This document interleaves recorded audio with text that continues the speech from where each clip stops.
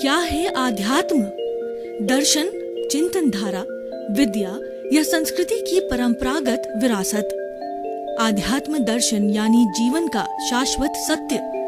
मानव जीवन से जुड़े शाश्वत सत्यों को जानिए और समझिए उपासक डॉक्टर सोहन राज तातेड़ से हमारे खास कार्यक्रम आत्मविज्ञान में। आत्मविज्ञान यानी सही दृष्टि, सही सोच। भाई और बहनों, मातृशक्ति को नमन। स्टूडियो में आपका हार्दिक स्वागत, अभिनंदन, सत्कार है। आत्मविज्ञान साइंस ऑफ द सोल कार्यक्रम के अंतर्गत हम आपको सही दृष्टि, सही सोच, राइट विजन, राइट थिंकिंग के तहत आपकी जो नकारात्मक सोच है उसको सकारात्मक में बदलते हैं। आपकी जो रॉन्ग बिलीफ है उसको हम राइट बिलीफ में बदलते हैं। आपकी जो गलत दृष्टि है उसको हम सही दृष्टि करते हैं। आपका जो सोच गलत दिशा में है उसको हम सही दिशा में करते हैं। और ये सारा कार्य हम अलग अलग सपोर्टिंग एपिसोड्स के माध्यम से करते हैं। तो आज हमारा बहुत ही सुंदर सपोर्टिंग एपिसोड का विषय है, क्या विनयशीलता कायरता है? भाई और बहनों, बहुत ही सुंदर विषय है। विनय एक ऐसा गुण है, सब गुणों की खान है। अगर व्यक्ति एक विनयवान हो जाता है तो सब गुण ऑटोमेटिकली आ जाते हैं। और उसके विरुद्ध जो है, अगर व्यक्ति अहंकारी हो जाता है तो सारे अवगुण जो है उसके साथ एकत्रित हो जाती है। प्रकृति का नियम है, ये लॉ ऑफ द नेचर है कि विनयशीलता के साथ गुण आते हैं और अहंकार के साथ में अवगुण आते हैं। तो अब निर्णय आपका है, रास्ता आपको चुनना पड़ेगा कि विनयशील बनना है या अहंकारी बनना है। अहंकारी जो होता है उसका विनाश होता है और अहंकारी व्यक्ति जीवन में कोई बड़ा कार्य नहीं कर सकता है। अहंकारी व्यक्ति जीवन में बदनाम होकर के जाता है और विनयशील व्यक्ति जीवन में नाम कमा कर जाता है, जीवन में कुछ हासिल करके जाता है, अपने लिए भी प्रसन्नता हासिल करता है और दुनिया को जो है वो बहुत बड़ा ज्ञान दे करके जाता है। तो भाई और बहनों, यहाँ पर दो शब्द आ रहे हैं, एक विनयशीलता और एक कायरता। कई बार क्या होता है कि व्यक्ति पोलाइट होता है तो लोग व्यवहार की भाषा में कहते हैं कि ये कायर है, और लोग जो बोलचाल की भाषा में लोग जो करते हैं वो तो टिट फॉर टैट करता है, ईंट का जवाब पत्थर से देता है, क्रिया की प्रतिक्रिया करता है, नेले पे दैला मारता है, उसको ही व्यक्ति को चतुर माना जाता है। ये व्यवहार जगत की परिभाषा है, लेकिन निश्चय जगत की परिभाषा इससे अलग है। निश्चय और व्यवहार दोनों साथ चलते हैं। व्यवहार हमारा परिणाम है और निश्चय हमारा पुरुषार्थ है। और ये व्यवहार से व्यवहार, निश्चय से व्यवहार बना है। व्यवहार हमारा भोग है, हम ये पीछे से लेकर के आए हैं, ये हमको भोगना पड़ेगा। इसके भोगे बिना हमारी मुक्ति नहीं है। लेकिन ये भोगते भोगते हमें निश्चय में रहना है। निश्चय का अर्थ होता है अपने स्वभाव में रमण करना है। हमारा स्वभाव है वो ज्ञाता दृष्टा भाव का स्वभाव है। जानते रहना, देखते रहना है। किसको जानना व देखना? हमारे शरीर के पुतले को जानना और देखना। ये मन वचन काया रूपी सोहन राज का जो शरीर है पूर्व जन्म के कर्मों के भुगतान के लिए मिला है, और इसको मात्र देखते जाना और शुद्ध भाव करना, ये पुरुषार्थ है। क्योंकि ये शरीर तो परिणाम है। मैं आपको एक उदाहरण देना चाहता हूं कि देखिए कि हमारे पास के अंदर कोई भी हम परीक्षा देते हैं कंपटीशन की, तो हमको क्वेश्चन पेपर दिया जाता है। मान लीजिए उस क्वेश्चन पेपर में 10 क्वेश्चंस थे और फिर उसकी मार्किंग की जाती है। जो सबसे ज्यादा अंक लाता है वो मेरिटोरियस गिना जाता है। तो हमने जो है उस पेपर को सॉल्व कर दिया 2.5 घंटे में। समय हमारे पास में 3 घंटे का था, तो हमने जो है आधा घंटे में अपना दिमाग लगाया कि इसके अंदर वापस करेक्शन किया, कुछ जोड़ा, कुछ हटाया और जोड़ उछाल के चीज को और बेटर बना दिया, अच्छी परसेंटेज वाला बना दिया। तो ये जो करेक्शन है ये हमारा पुरुषार्थ है।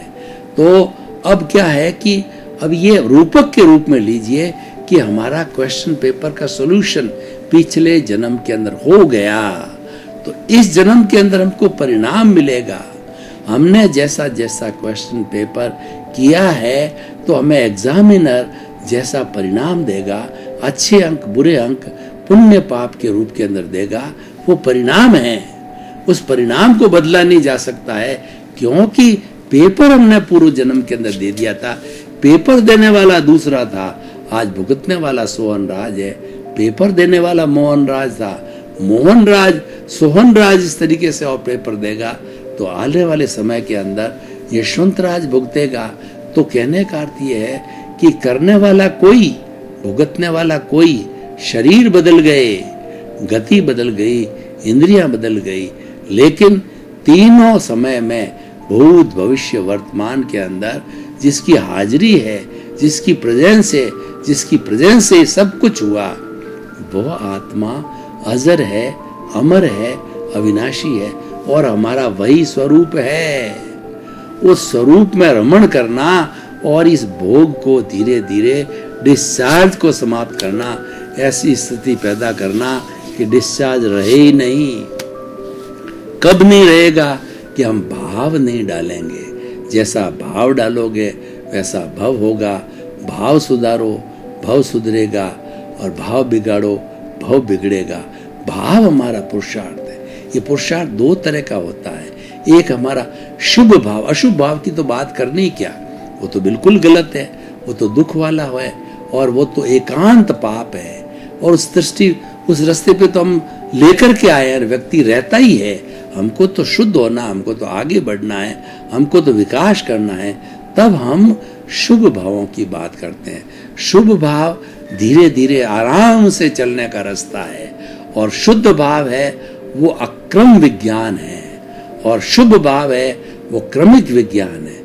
क्रमिक विज्ञान हर समय रहता है और रहेगा।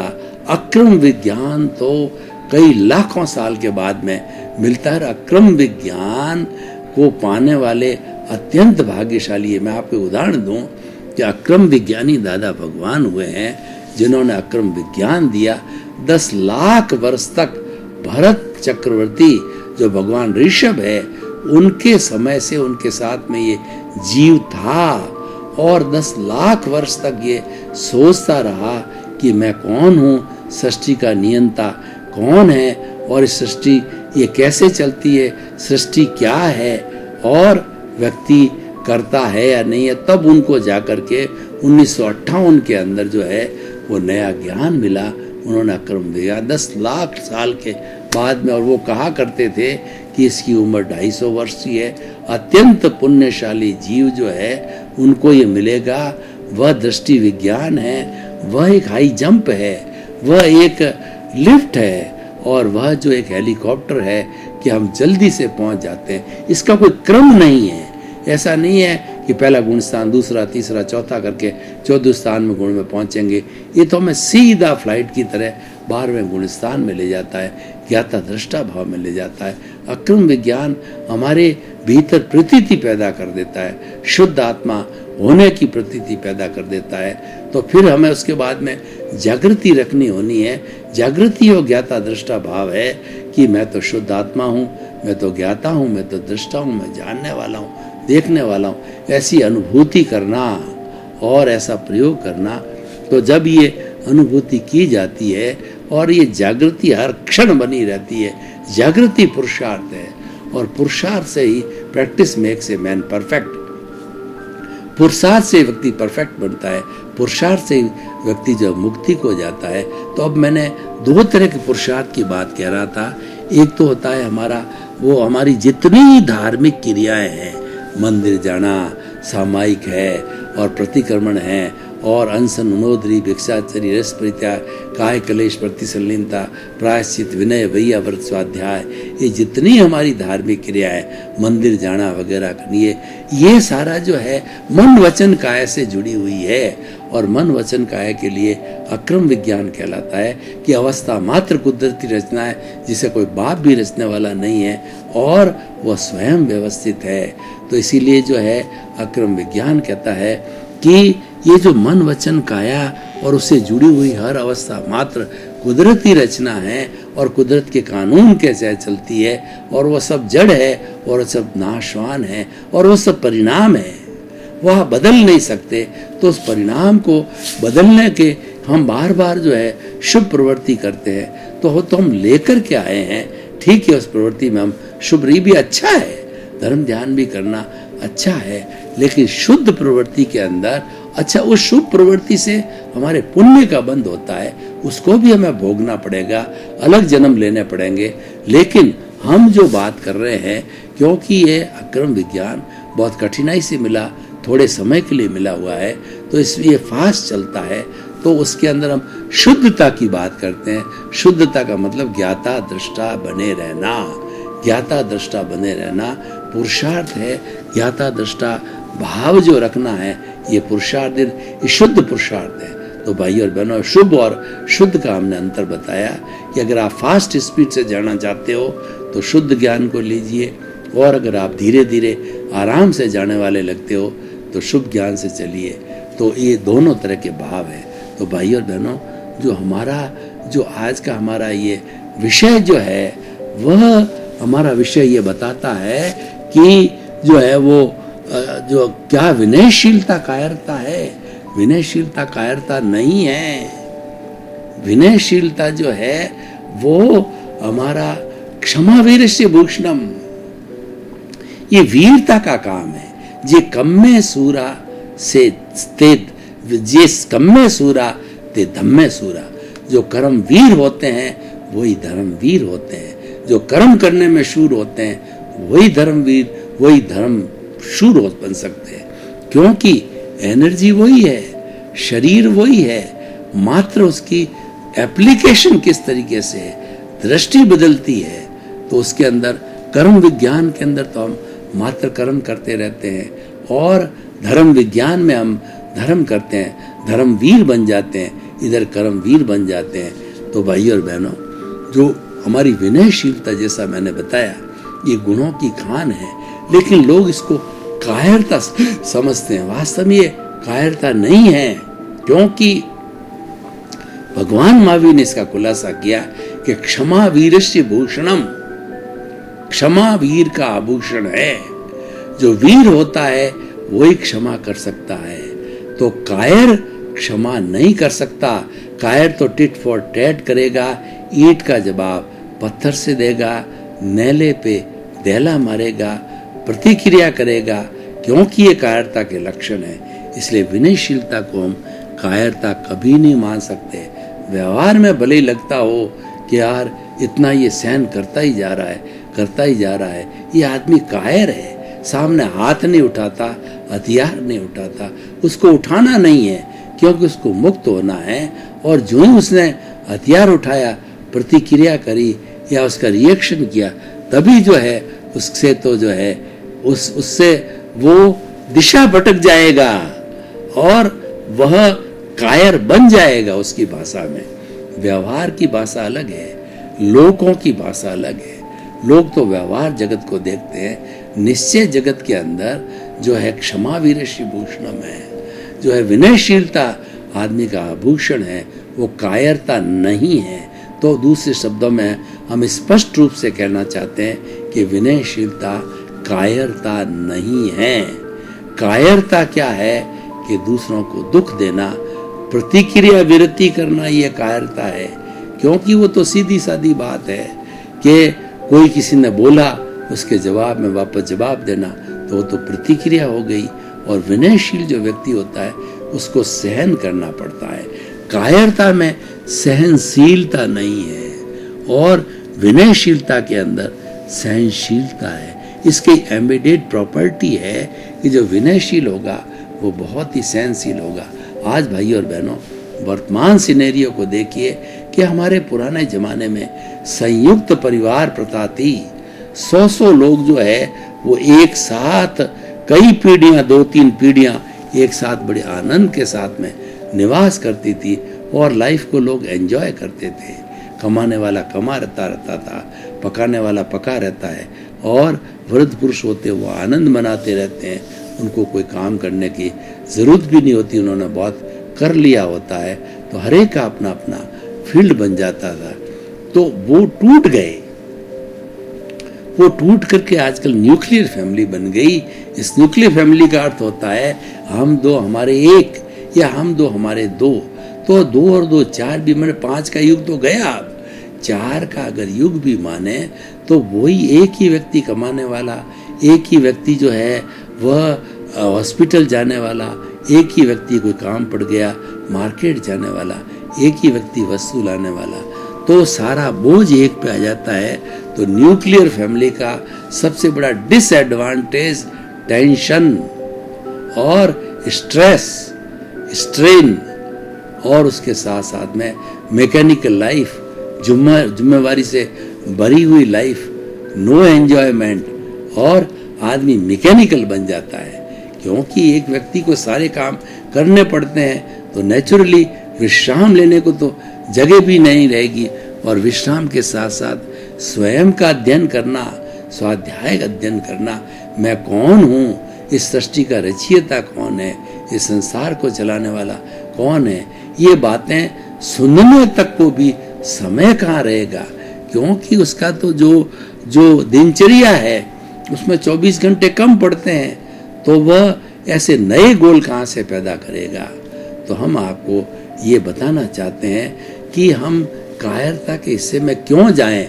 लोग चाहे कायर समझे तो समझे, लेकिन हम तो जो है क्षमाशील हैं, समभाव वाले हैं, तो हम लोग सज्जनता को करने वाले हैं, तो हमें आत्मसंतुष्टि हो जाएगी, हम बिल्कुल सही रास्ते पे हैं, और हम जो कर रहे हैं वो निश्रेयस अब करने को रहा भी कोई बाकी नहीं है। क्योंकि विनयशीलता को प्राप्त करने का अर्थ होता है हमने सब गुणों को प्राप्त कर लिया, और धीरे धीरे ये गुण ज्यों ज्यों बढ़ते जाएंगे तो बढ़ते बढ़ते ज्ञाता दृष्टा भाव में रह करके, और जो है अकर्ता भाव में रह करके, कि नो ऑनरशिप नो डूअरशिप, तो उसमें रहते रहते हम आगे बढ़ते बढ़ते अपना विकास करते रहेंगे।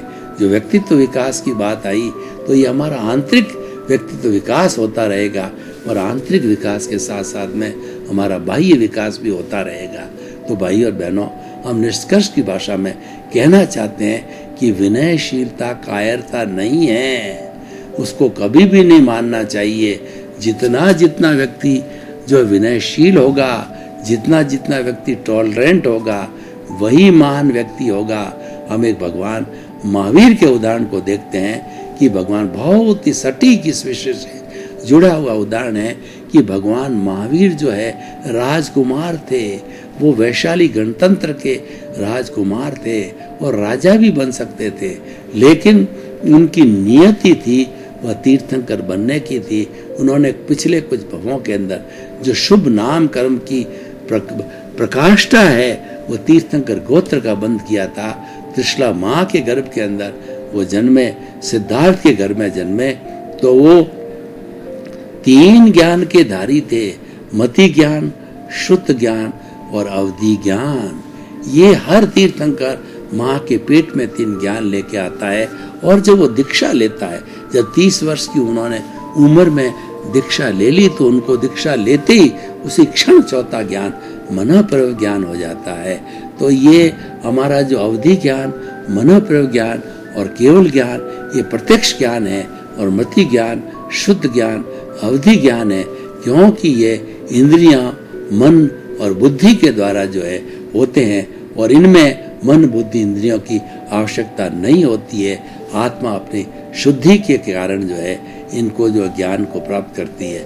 तो हम आपको ये बताना चाह रहे थे कि भगवान के जो है वह दीक्षा लेते ही जो मनःप्रव ज्ञान हो गया, अवधि ज्ञानी थे ही, तो उन्होंने चिंतन किया कि मेरा जो है तीर्थंकर बनने में सिर्फ 12.5 साल बाकी है, और तीर्थंकर मैं तब बन पाऊंगा जबकि ये सारा राग देश रूपी कार्बन शरीर है उसकी धुनाई हो जाएगी, धुल जाएगा, शुद्ध हो जाएगी आत्मा, जब जाके मैं तीर्थंकर बनूंगा।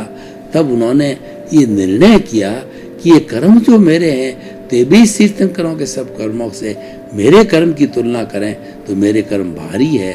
तो उन्होंने कहा इस भारी कर्मों को हम कैसे जीते। तो उन्होंने एक विशेष जो है ना अपना ज्ञाता दृष्टा भाव का जो अक्रम विज्ञान का फॉर्मूला है वह उन्होंने लागू किया। उन्होंने अपने शरीर को जो है वो श्रेय शुभ भावों, शुद्ध भावों में चले गए। शुभ भावों में रहते तो 12.5 वर्ष में वो काट नहीं सकते। शुभ भाव तो रहते ही है वैसे। तो उन्होंने जो है एक संकल्प किया कि जो है मेरे जो इस शरीर को जो है वो चाहे तिरंज गति वाला, मनुष्य गति वाला, देह गति वाला कोई भी मारे पीटे तोड़े काटे, मैं उसकी सुरक्षा नहीं करूँगा।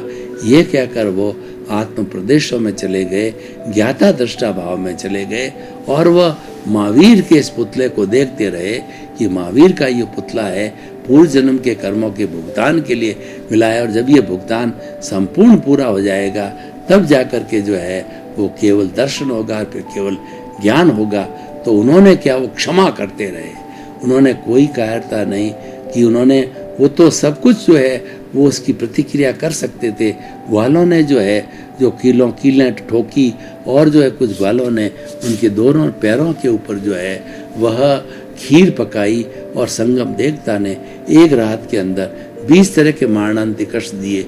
एक भी कष्ट किसी को दिया जाए तो व्यक्ति मर जाता है, जिंदा नहीं रहता है। तो इस तरीके से क्षमा भाव रखा।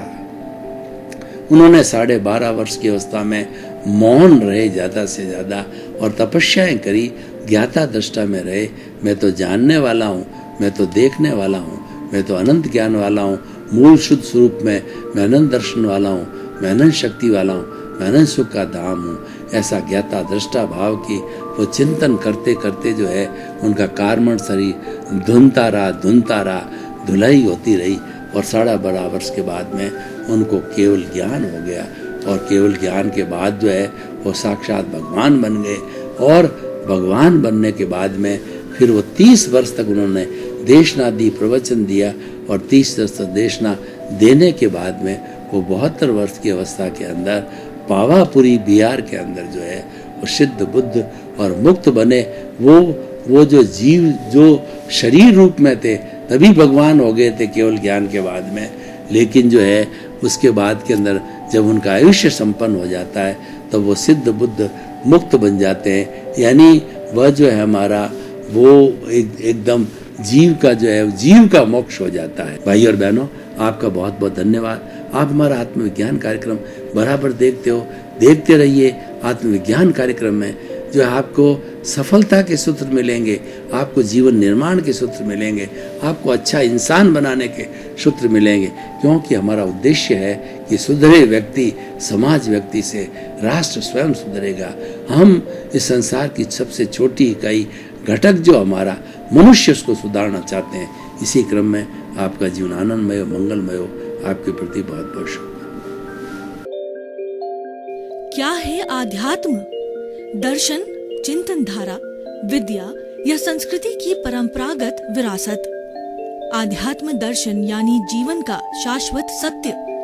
मानव जीवन से जुड़े शाश्वत सत्यों को जानिए और समझिए उपासक डॉक्टर सोहन राज तातेड़ से हमारे खास कार्यक्रम आत्मविज्ञान में। आत्मविज्ञान यानी सही दृष्टि, सही सोच।